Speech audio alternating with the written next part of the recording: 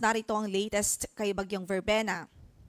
Muli pa nga po itong lumakas at ngayon ay taglay na ang maximum winds na umaabot sa 85 kilometers per hour near the center at Castanes pong umaabot sa 105 kilometers per hour at ang kanyang pagkilos west-northwestward at 25 kilometers per hour.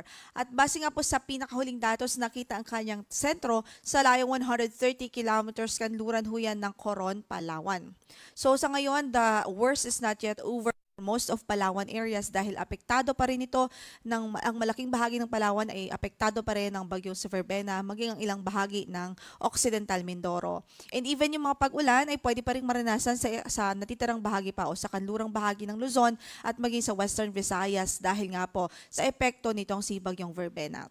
Samantala, maulap na papawirin na may mga kalat-kalat na pagulan at mga tsansa po ng mga thunderstorms o pagkidlat pagkulog dito sa Zambales, Bataan, dito sa Metro Manila, dito din po sa Batangas, Batangas, Cavite, Laguna, Rizal, sa natitirang bahagi pa ng Mimaropa, maging sa Aklan at Antique. So, we're expecting high chance of rainfall today dahil po sa direktang epekto ni Bagyong Verbena. Samantala, as we have mentioned earlier, yung shear line nakakaapekto sa silangang bahagi ng Northern at Central Luzon at ito po yung magpapaulan doon sa araw na ito. And yung natitirang bahagi naman ng Northern Luzon, yung Batanes at Ilocos Region ay pwede ring makaranas ng maulap na papawirin at mga pag-ulan dahil naman po sa epekto ng amihan.